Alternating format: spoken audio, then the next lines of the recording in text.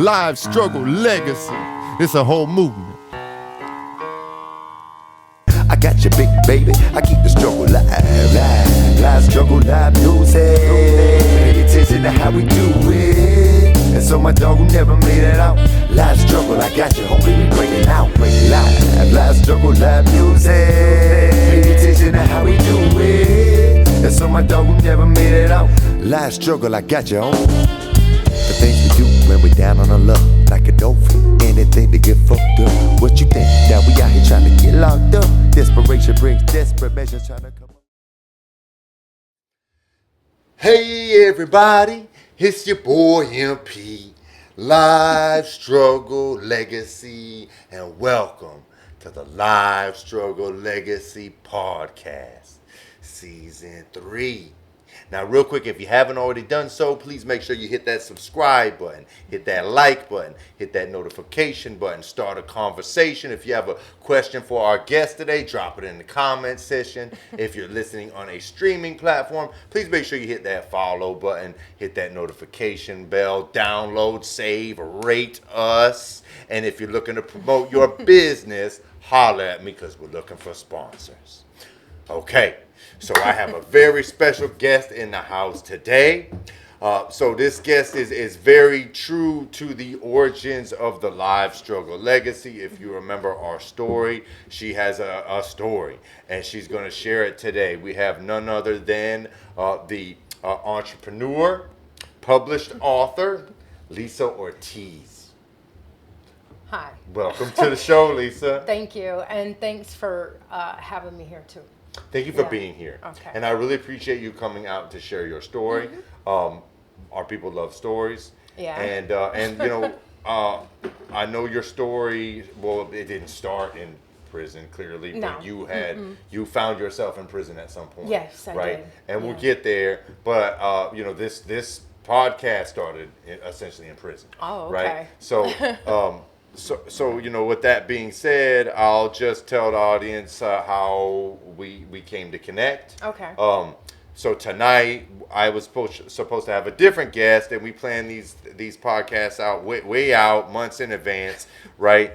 And so I had a particular friend. I'm gonna throw him under the bus real quick. He was supposed to be on the show. I gave him the reminder text, and he was like, "Oh, I can't make it." And it's like, well, "What do you mean you can't make it? You set the date." Right, and right, and he's like, "Oh, I gotta work." Well, didn't you know you had to work when you set the date? Yeah. Right, and so you know, I was a little bit frustrated, and I like to keep the content coming to you all, right? So brand new episodes every week. Yeah. So what I did at the last minute is I made a Facebook post, and it's not the first thing I've done it, but magically we get like some really dope guests. Yeah. Out of this. So you know, a mutual friend said, I think I know someone that has a pretty dope story. I'm going to connect you. So she connected me with Lisa. So Lisa reached out, and I heard the story. I was like, wow, that's definitely in alignment with what we're doing here. We turn pain into purpose, right? Yep. We turn adversity into inspiration. Yep. And I think you definitely are the epitome of that with your story and your branding. Mm-hmm. But it gets even crazier than that, because these laws of synchronicity, if you know me and you've been following my show, I'm a pretty spiritual guy, and I don't believe in coincidences, right? So I have a lunch with one of my childhood homies today, right? And who you will eventually meet on the show. Shout out to homie Terrence, who's in the building right now, brother. Yes, sir. Thank you for being here.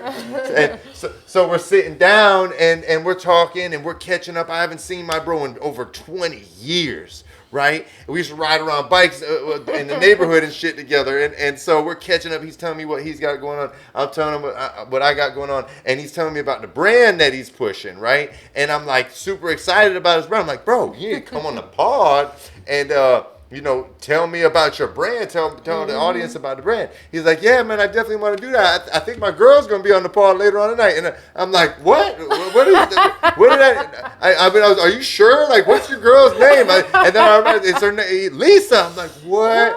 Yeah, so it's just another one of those interesting connections, right? So and I feel like it was meant to be. So I'm really grateful to have you on the show. Thank you. And I just want to ask you, like from the outside looking in, when Annalise sent you that message, and or Annalise, excuse me, sent you that message, you know, and you checked out Live Struggle Legacy, like what was it about our branding that you felt like resonated in? Well, it's not really about the brand. It's just anytime somebody tells me that you should tell your story here, I try to tell my story as much as possible because I want to help every single person that went through some of the things that I went through and show them that you can become the person that you want to be, even though you went through all that BS. That's right. So that's why I was like, yeah. You know, I don't care. Yeah. So, so that's what made me do it. Well, you came to the right place, Okay, Lisa, good. because that's what we do here. We tell stories and we turn that adversity into power. Like we do Gotcha. real alchemy on this show, right? We turn lead into gold, so to Okay. speak, right? and so let's go right into it. Tell us about Lisa Ortiz. What's your life struggle? However deep you want to go. Well, I mean, of course, I'm not struggling like that no more. All right. But, you know, not with the other things. But it did start off when, I mean, my mom gave me and my brother up. She did have a crack addiction in Brooklyn. So from coming from there, mind you, I've never met her.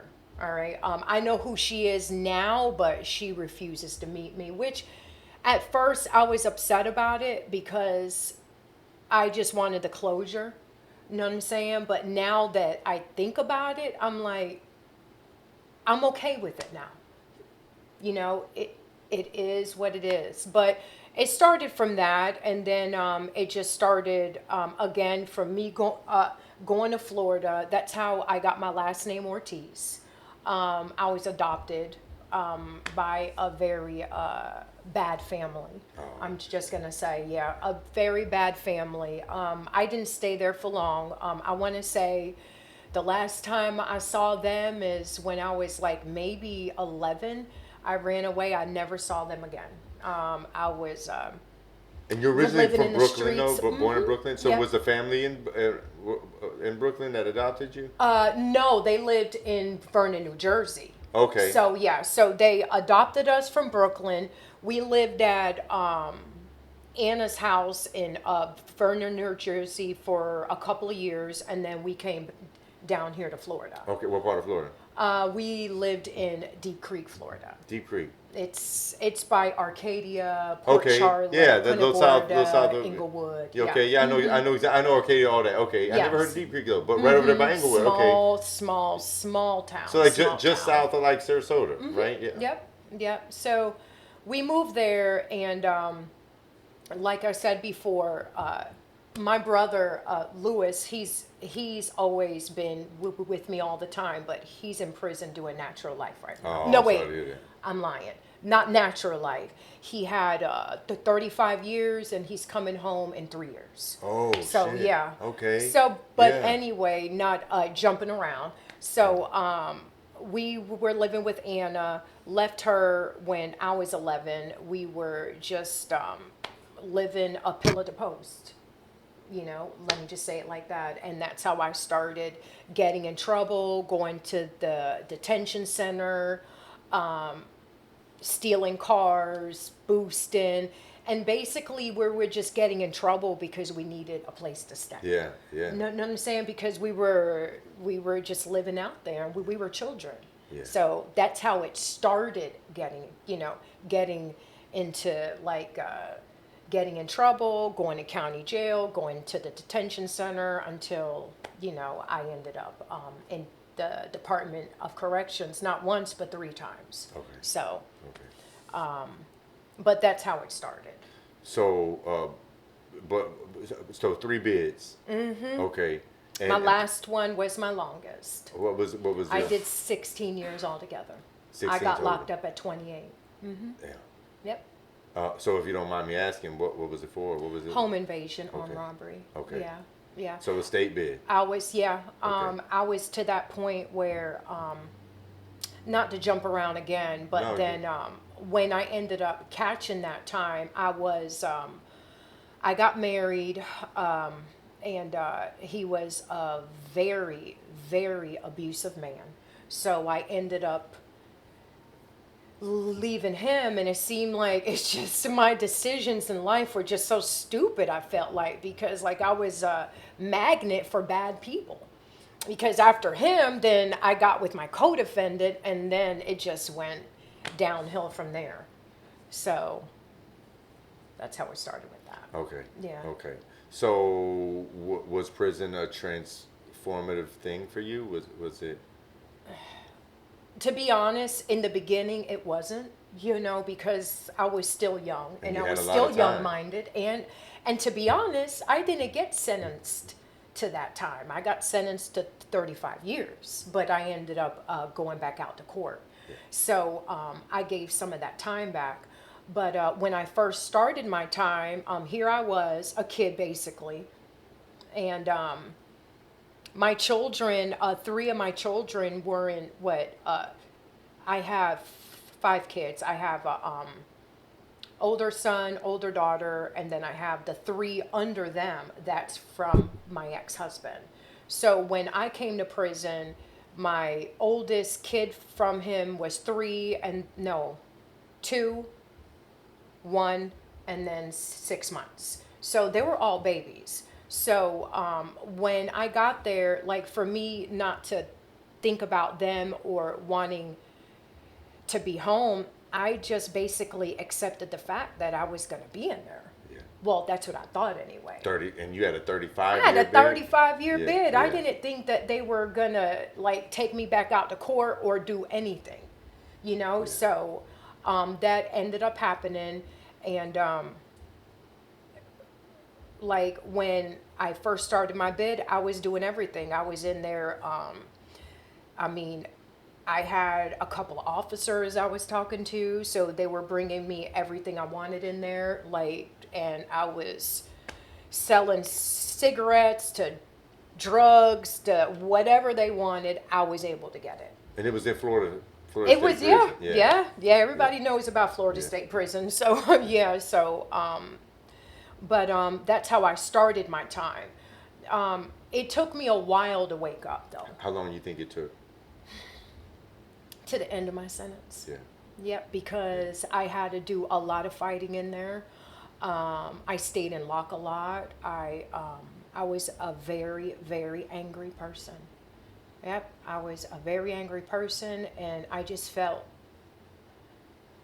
beat up by life. Yeah.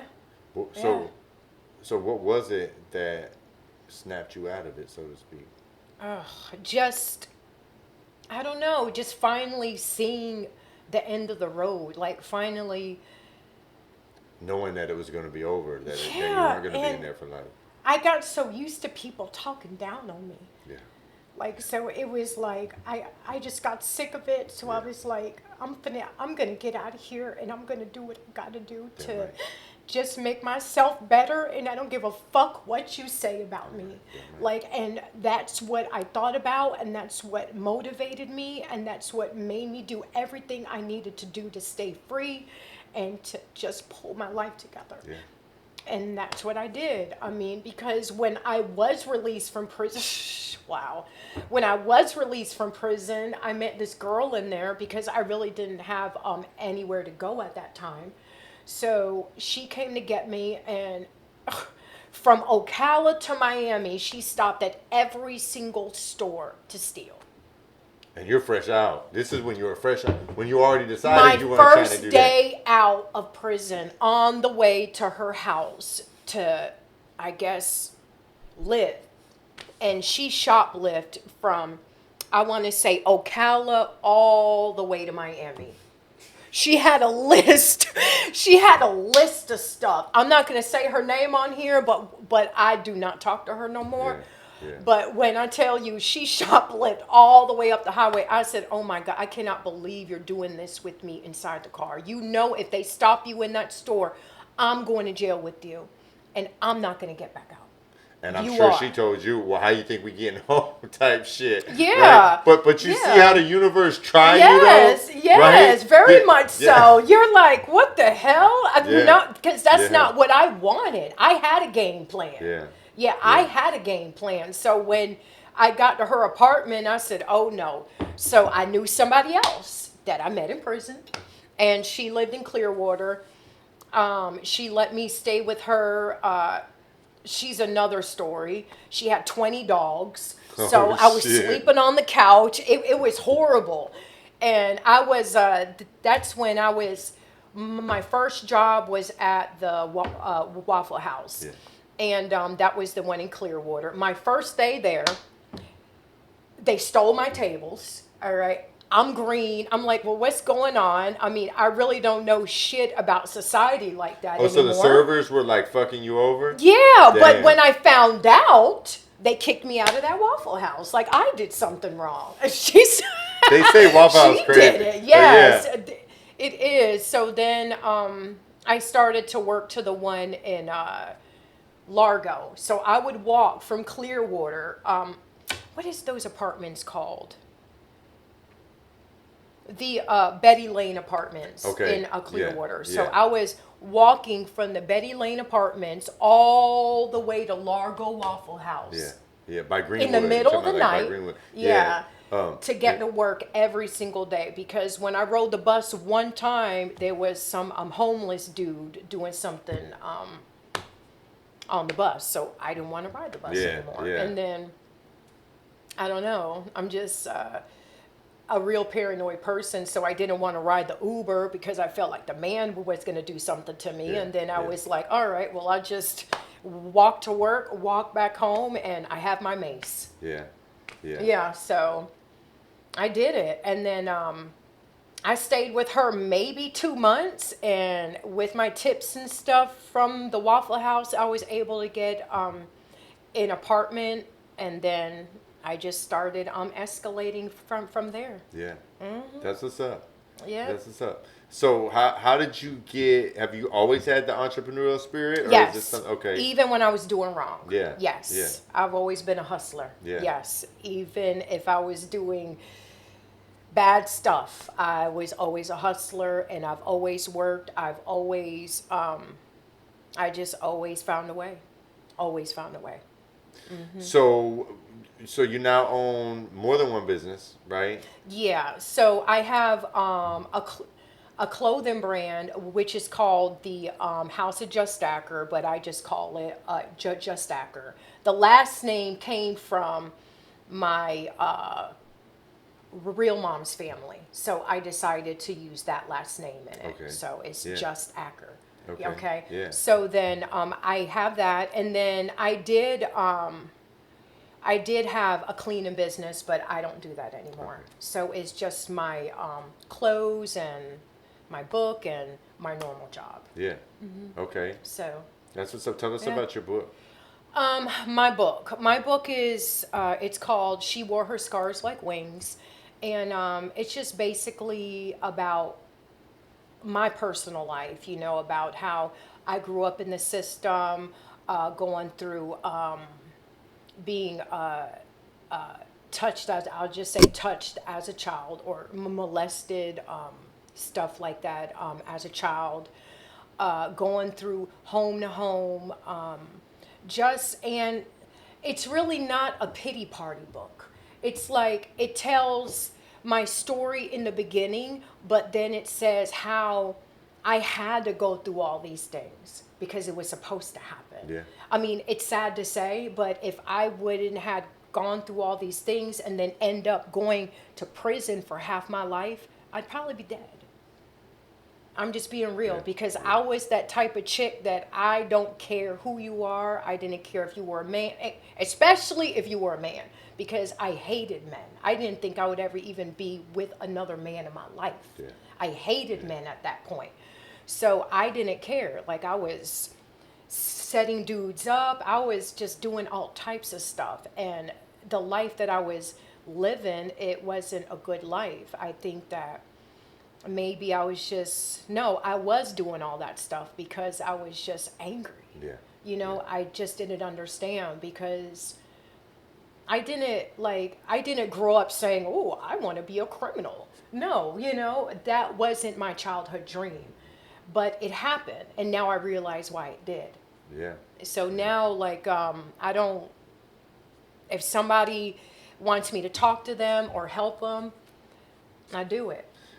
Now, you said you didn't really start to get ready until the end of your bid, but were you kind of planting some seeds along the way in terms of like JustAcker and JustAcker, right? JustAcker, JustAcker, yeah. I'm I sorry. have a JustAcker. design book from prison. Yeah, okay. So I have you were the cooking. book that I was writing from prison. So Yeah. I have all my original notes. I have all my everything. So when I was in prison, and I want to say those last 2 years, I was like, Lisa, what the, can I cuss on this show? Of course. Okay. Yeah.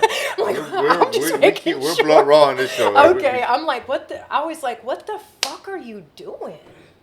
Like, what the fuck are you doing? Like, you had 35 years in prison. You're blessed to see the light of day. If you see some of these girls in there, my damn gloves. If you see some of these girls in there, they were locked up at like 16 and they're like 50 now.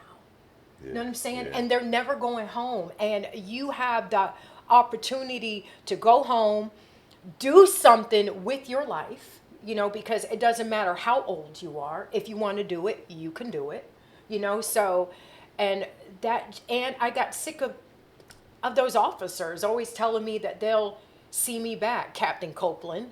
Yeah. Yeah. So, yeah. So. Damn right, and you proved them wrong. Mm-hmm. Yeah. And I'm going to continue to prove right. them wrong. Damn See, right. and that's one of my things too, and that's what motivates me. The one thing that I can say is that when I got released, I didn't have anybody to send me a box. Okay, so the property sergeants, which is a lady, she gave me some clothing that you can tell that she rubbed it in the dirt and handed it to Captain Copeland and had her tell me to put it on. And then at the same time, Captain Copeland was telling me how she'll see me back, and if I don't put those clothes on, that she was going to put me in confinement and I wasn't going to be able to go home. So at that point, when she said that to me, I realized that I'll never come back in there. Okay. Yeah. You'll never even have you'll never see me again unless you see it on the internet, or if somebody actually picks my book up and say, oh my God, this book is good. I want to, you know what I'm saying? Yeah. So that's the only way that you'll see me, or if somebody buys my clothes. Yeah, damn right. Yeah. So, I mean, but jail, prison, stupid stuff. Now, when you were away, it seems like you didn't have much of a support system out here. I don't have family. Okay. Yeah.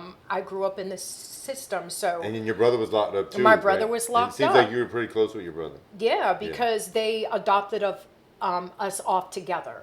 So it was always me and Lewis, always me and Lewis, me and Lewis, me and Lewis, me and Lewis. So I didn't have nobody. Yeah. So when I got to prison, street mentality kicks in, you know, because Survival. I'm a girl, you know, so I need things, you know, so I had to survive.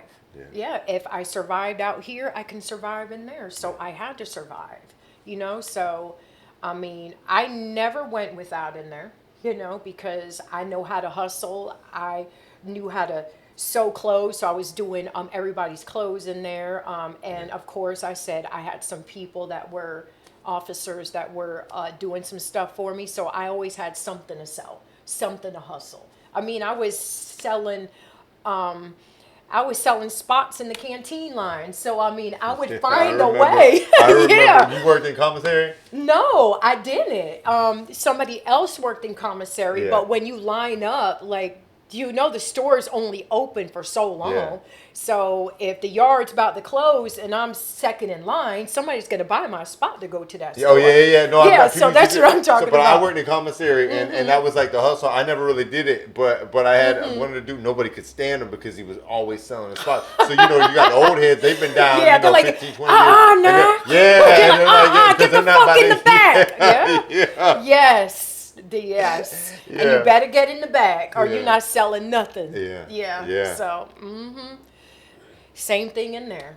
Yeah. Yep, same thing in there. But with me, the girls didn't do that with me because I was a little different. Yeah. So So did you have like a support system in there? Like you say you had some I was my homies. own support Yeah. system. Yeah.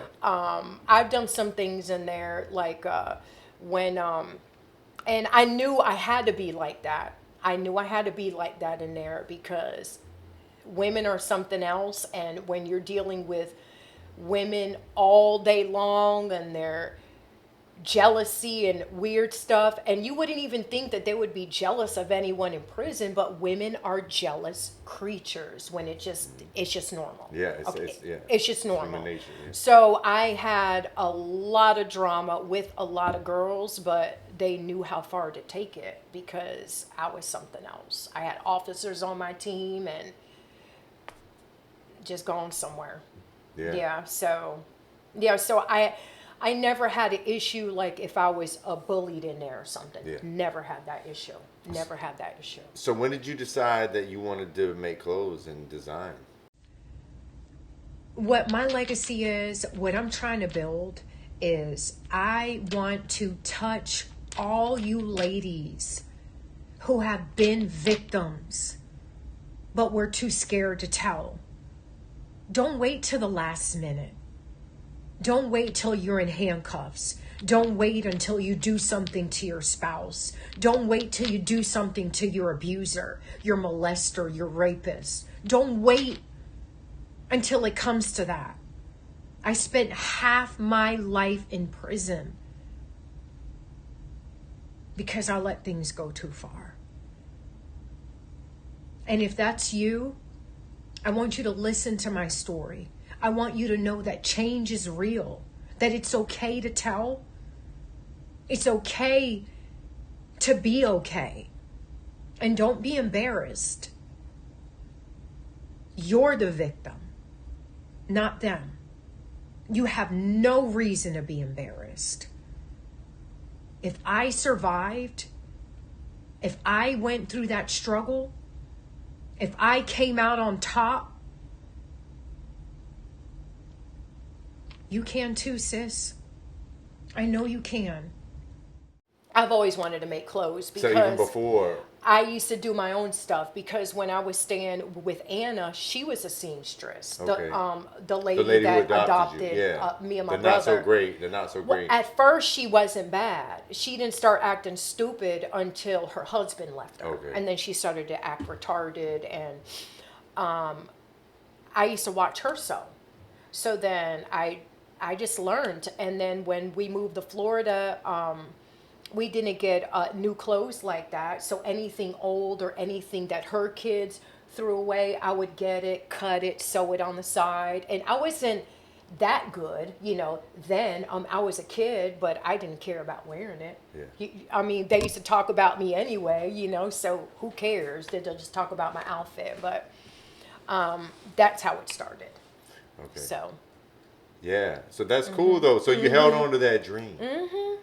Right? And now that dream is actually what you're wearing right now, right? Yeah. I made this yesterday during work because That's what's up. I actually work from home. So while I'm not talking on the phone to anybody, I'll just sew some clothes at the same time. Yeah. Mm-hmm. So, yeah. So and so in there you also decided you were going to take your story and share it. When did that start? It started in prison. But I mean, because you said in the beginning it was basically like survival. And towards the end of my sentence, everything, like the last because I didn't realize how many girls in there looked up to me. Yeah. No, I really thought that everybody hated me. And I still have that same mentality now. But when I was in prison, I really thought they hated me to death. And they didn't. They actually looked up to me. Yeah. And because a lot of them are out here now. And they're like anything that like they have questions on, or if they ask me how I did something, and they always tell me, Lisa, you are the prime example of somebody I want to be. Yeah. I say, wow, girl, I would never think anybody would say that to me. Not Lisa. Yeah, because I was a piece of work. But it feels good, though. you know. So that was like kind of your way of sharing your experience to see if maybe you could help somebody. Of giving back. Yeah. Yeah. Yeah. Mm-hmm.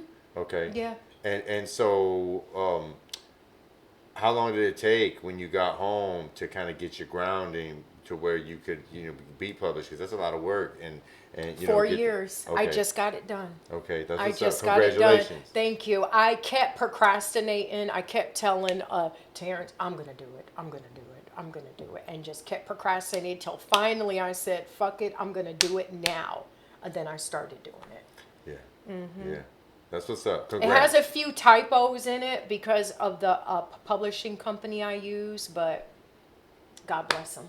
Yeah, but Yeah. the message is there. The story Yes, is there. it is there. And I've sold, for it to just drop, it dropped, I want to say in July, I sold a little bit over 100 copies. Congrats. Hell yeah. And everybody that bought my book, and it's strangers, they're like, man, because a lot of women are ashamed to say what they had to go through, or if something happened to them, or they don't like to tell people because, hate to say it, people sometimes do look at you weird. You know what I'm saying?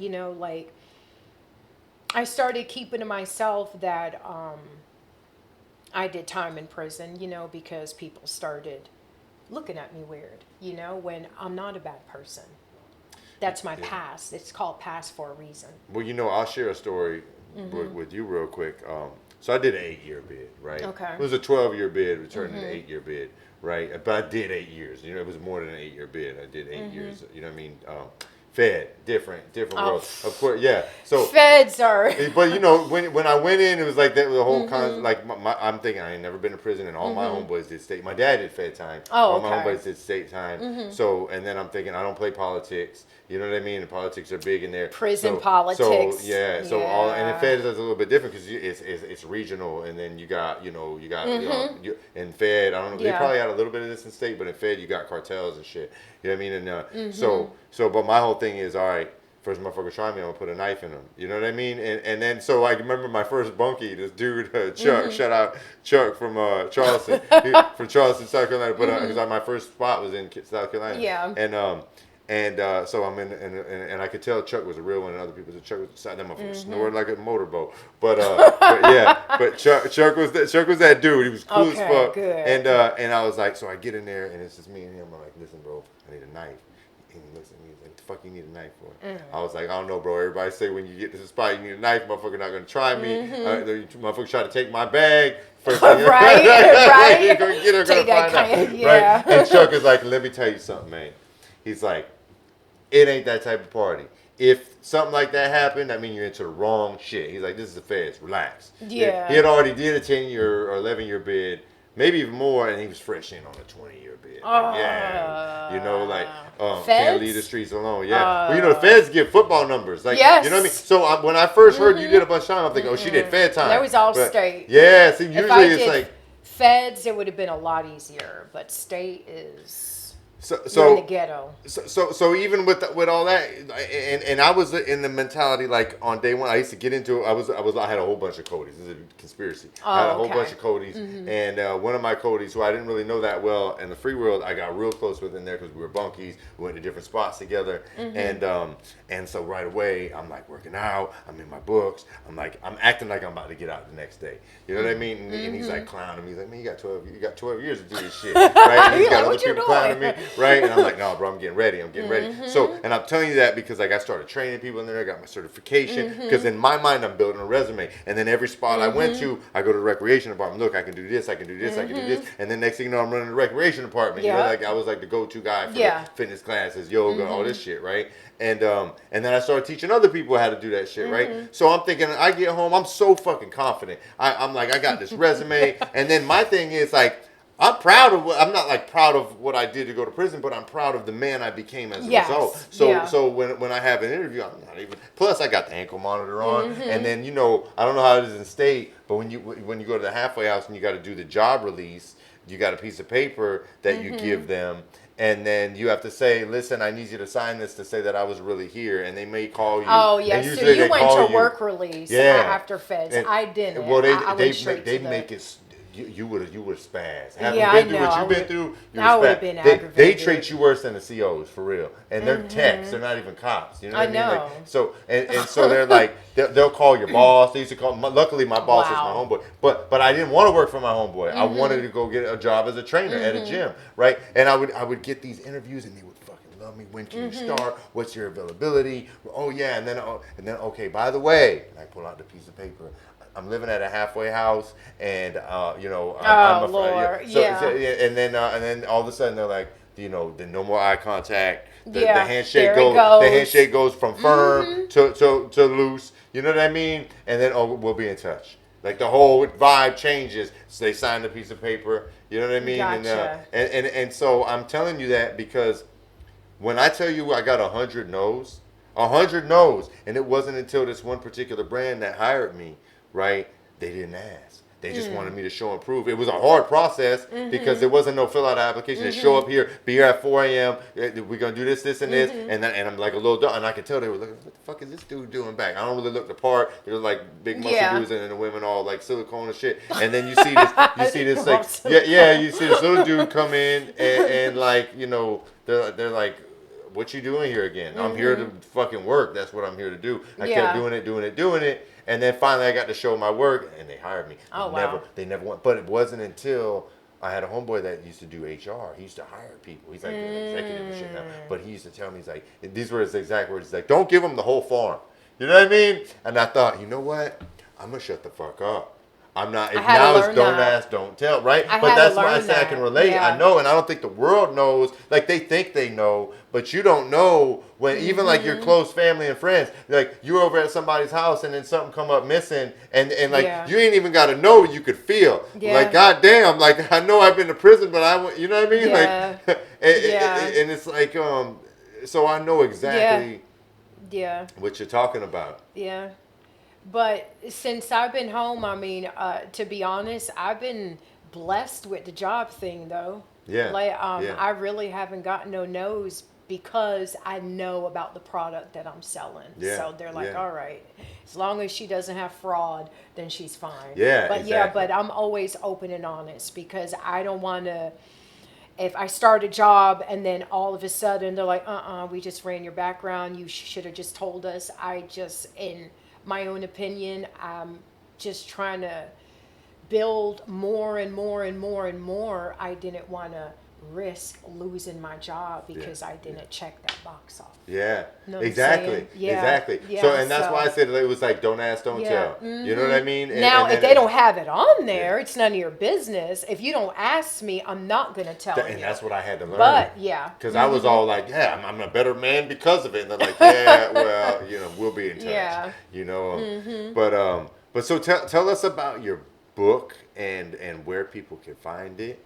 And So, my book is. Did I cut you off? Because not at all. I have a habit of that. No, you Okay. didn't. So, you can get my book. I actually have it on TikTok Shop now too.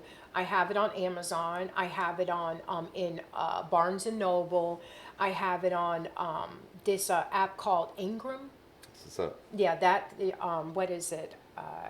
INGRAM. I'm not familiar, but yeah, tell Ingram. them. And then I also have it on my clothing site, This is JustAcker.store. Oh, so you got your own site? Yes. Okay, let's talk about that in a second. I want to make sure we get the book out. You on Amazon too? Yes, on Amazon, and it is called She Wore Her Scars Like Wings. She wore her scars. That's dope. I love that Yeah. title. And I I'm gonna just share this thought with you because I think you can really relate. I had this epiphany when I was away, right? Like, cause I've got deep into spirituality. You know what I mean? I got deep into and into not really religion, so to speak, but really I got really spiritual and I got really cerebral. You know what I mean? In my head. Yeah. And that's how I would escape. And through books, and I was always reading different I books. read so much and in there. and I would write letters, and I had like this couple that I was real cool with, and I wrote them this really long letter about, because people would always be like, oh, I feel so bad for you, and like all this shit, and I'd be like, I put myself here, like, and I'm becoming better every single day that I'm in here, right? And the letter that I wrote was talking about like where I'm at. It's like I'm in the cocoon, you know what I mean? And you know, you crawl, the caterpillar crawls into the cocoon, and then you go into the cocoon, and you know, you start metamorphosis, and things start to change internally, right? Yeah. And then it's like when they open up those doors, like I'm not crawling out of here, no more. right? So those scars became wings, you know, and so I can really I can really relate to that. There's this Kendrick Lamar song. Like, I'm not like a huge Kendrick Lamar fan. I like his older things. I'm not really into all the hip hop beef and all that. I mean, I don't knock it. The dude definitely has bars. So this ain't like a shot at him. But I'm giving him. So he has a song. It's called Mortal Man, right? And it's a powerful song, right? But at the end of the song, the very end of the song, it's like a secret interview. And it's a mock interview where it's actually, he takes a real Tupac interview, and he takes a real Tupac interview, but it's him interviewing Pac.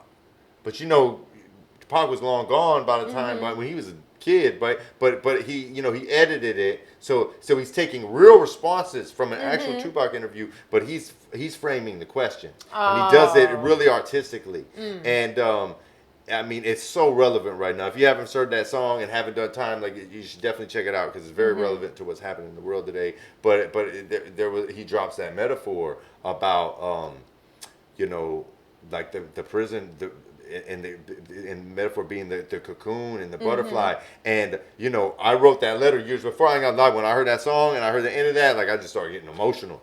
You know what I mean? Like, I gotta hear that song. Yeah, then. definitely check it out, Mortal Man. Yeah, got to. For real, because you've been through that. Like, you really lived that. Yeah. You know, and so I want to make sure. Are you on Amazon as well? Yeah. Hell yeah. Okay. Yeah. Yeah. So, Amazon.com. Yeah. Okay. Yeah. Yeah. They have it on Kindle as well. Yeah. Okay. Yeah. So you get the digital copy as well. Yeah. Okay. She wore her scars like She wore her scars like wings. Amazon, TikTok, or you can go to my website, JustAcker.store. By Lisa Ortiz, right? Barnes and Noble. First name Lisa, last name Ortiz. Okay, Get one. Check it out. Absolutely. Absolutely. Okay, so now let's talk about your clothing line and what kind of things that you offer. Maybe a little bit about your design. To be honest, I make all my I make everything that's on my website. I make so every it's single one. thing. Everything is It's 1 of 1 right now until someone orders it, and then I'll make their size. Okay, you know.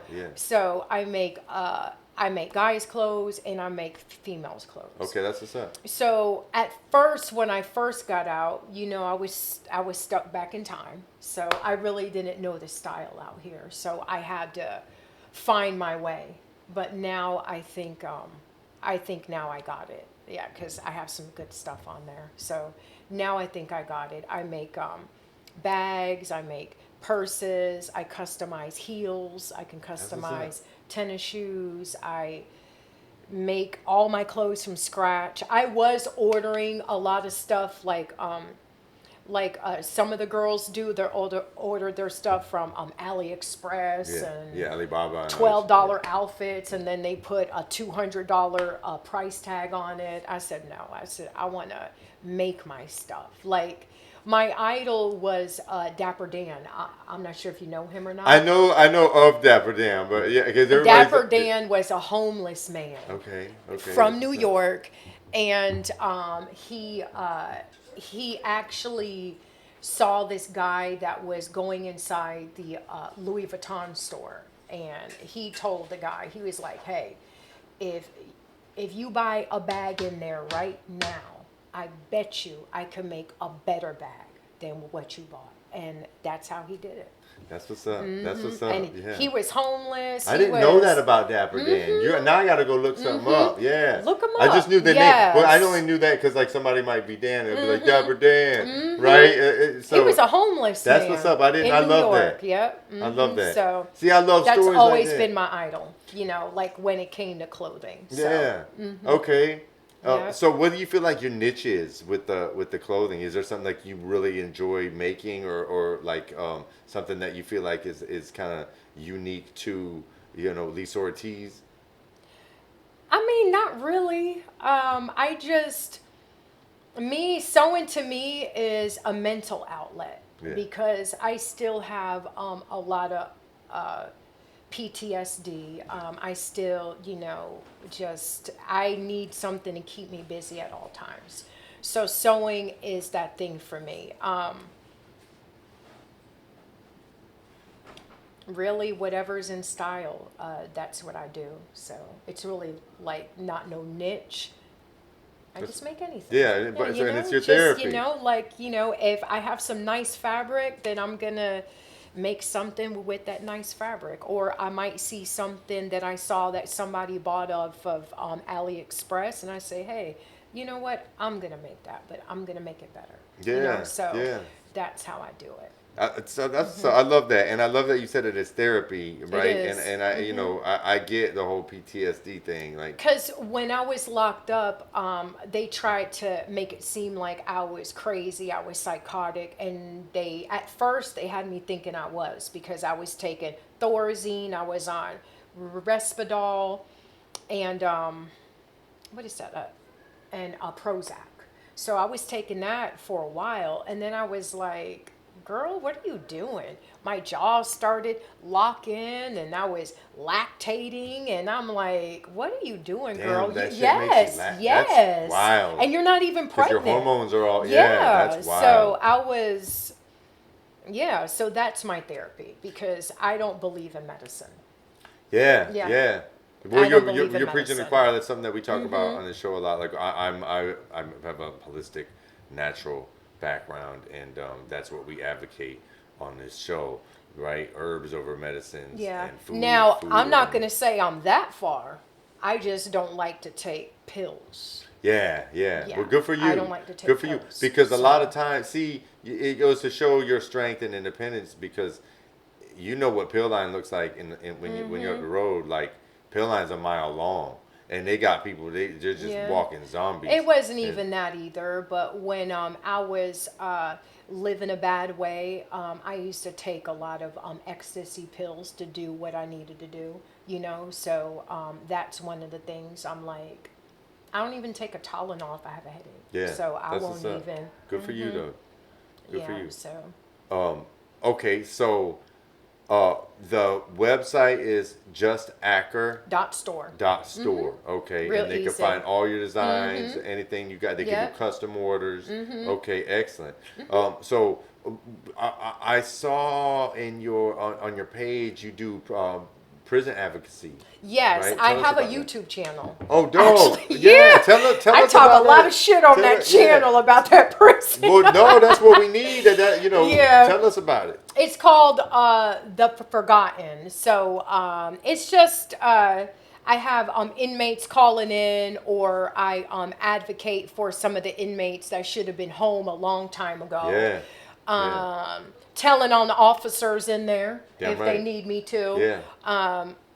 And I do whatever they need me to do as long as it's not illegal. So Yeah, damn right. Good for you. That Yeah. much respect, much Thanks. respect. Because I Yeah. know what it's like to, be, you don't got a voice in it. And the crazy thing is, you talk about PTSD, and like, sure, things happen. Like people get knifed up. You see a lot of violence and whatnot. But I swear, like the biggest PTSD for me, and I think you can relate to this, is the way that you're degraded and treated Yeah. by your caretakers, Yeah. by the cops, even by the nurses. You're treated like less of the a human. female officers hated me in there. They hated me. They hated me to death. They hated me. They hated me. They hated me. So any little thing, I was trash. I was real petite in there. This is probably the biggest. Well, no, I was tiny bit bigger than this, but I lost some weight. But while I was in there, I was like 125 pounds. They used to talk about my weight, I guess, because you're supposed to be fat out here, I guess. I have no idea. Or maybe because they were fat and they wanted me to be fat like them. But they used to fuck with me. Like, fuck with me. The females did. Yeah, so, I mean, just like I told you earlier, how the sergeant, she rubbed all my stuff on the dirt and told me to Yeah, wear it that's home. not You know, good. so there's some nasty, unhateful, hateful people in there, and they Yeah. just take their life's issues out on inmates. Yeah, That has exactly. nothing to do with what you got going on at home. Yeah, You know, so where I was at for us, yeah, you had the cops that'll go through your shit and just tear it all up and throw it on the ground, knowing you ain't got shit going on. Yeah. Right. And then it was like the mail lady. The mail lady was some shit. We would have everything approved how it's supposed to be, and then they send your pictures back. Right. listen, the mail lady at our prison, if you did the pen pal thing, Mm-hmm. you know, they would purposely mix your letters up. To other, yeah, They would I purposely can mix see. them up Yeah, on they're diabolical, the purpose. motherfuckers. Yeah, Yeah. they're just evil. They're miserable motherfuckers, absolutely. And the weird Yeah. thing is, a lot of them are like generational. Like their dad was a CO. You know what I Yes, mean? Like all they're- of them are. Yeah, In Florida. the whole fucking family. And then, Yeah. and then the prisons are in these little towns. They're like prison towns, like Citrus County and shit. Like Ocala. Ocala, yeah, like Yeah. whole Marion County. You know what I mean? Like a whole ass jail town. Yeah. Yeah. But I love what you're doing for advocacy. So the channel, drop that channel one more time. The Forgotten. The Forgotten. Okay. 6219 YouTube. Okay, 6219. So it's the Forgotten 6219? Well, that's how you can find it, I think. Okay, Yeah. so- at the Forgotten 6219. At the Forgotten 6219. Okay, Yeah. definitely make sure y'all check out the channel. And don't just check out the channel. Like I tell you over Subscribe, and over. like, and share. Subscribe, like, share, drop a comment. Please, please, please. I know a lot of y'all like to lurk. Even some of the close homies. I know y'all like to lurk and watch the videos. Man, hit that subscribe button. Right. When you go check out her channel, don't just lurk. Hit that subscribe button. Let us know you're fucking with us, because you don't know what that does for us. So if you really want to see us have motion, I can't tell you what that does to subscribe, Yeah. right? So I want to make sure you get all your branding out, all your promotion, any call of action that you Again. have. Tell the people if they want to connect with you, where they can find you. If anybody else wants to potentially interview and share your story, yeah. or you know what I mean, like. Yep. So you can find me on Facebook under my name, of course. First name Lisa, last name Ortiz. I do have 2 Instagram pages. One's for my business, JustAcker Designs, and then I have my personal page, which is Lovely Lisa. Is it? Okay. I forget. No, I feel And it's a lot. TikTok. I mean, if I don't know, if you guys feel like somebody needs some help, this is the same thing that I do on my channel. If you know somebody that needs some help, if they need a job, if they need food, if they need to find out how to do anything, I'm the girl to reach out to. I help a lot of people, so, and I don't mind. That's what's up, Yeah. Lisa. I don't. Thank you so much for everything that you're doing. I want to congratulate you, because I know you've been through a lot. I want to give you your flowers on this show, because like, you know, not everybody gets out and does No. what you do. Nope. Right? Especially Nope. with no support. So like, much respect. Keep doing what you're doing. Keep proving all them sorry ass motherfuckers wrong. Right? And if nobody's giving you your flowers, which I'm sure you're getting them, give yourself your flowers. Yeah. You know what I mean? Because you have a lot to be proud of. Thank you. So thank you so much for being on the Thank you. show. Make sure y'all check out her book. Drop the book. She wore her scars like wings. Amazon, Barnes and Noble, Ingram, TikTok Shop, and you can go to my website at JustAcker.store. Make sure y'all check it out, and Check make it sure out. you check out The Forgotten. 6219. 6219. YouTube. Check her out, y'all. Lisa Ortiz, thank you so much for coming. All right, thank you. His life, struggle, legacy. If you haven't already done so, please make sure you hit that subscribe button, hit that like button, hit that notification button. If you have a question for Lisa, drop it in the comments, start a conversation. If you're listening on a streaming platform, please make sure you hit that follow button, download, save, rate us. If you're looking to promote your business, we're looking for sponsors, and make sure you check out livestrugglelegacy.com. We got merch, we got music. Just check it out, y'all. I appreciate y'all checking in. It's Live Struggle Legacy. We building pyramids. At Autism Acceptance All-Stars, it's more than awareness, it's action. When you sign up at the AAAS.org, you join a movement for acceptance, inclusion, and real impact. Don't miss our Memories Delivered program. We bring professional photographers right to the homes of autism families, capturing genuine moments in the comfort of their own space. Becoming an All-Star is free, but the difference you make is priceless. Visit the AAAS.org today. Be seen, be heard, be an all-star. If you'd like to promote your business on the show, please DM us for sponsorship opportunities. Thanks for tuning in. We out. Live Struggle Legacy. It's a whole movement.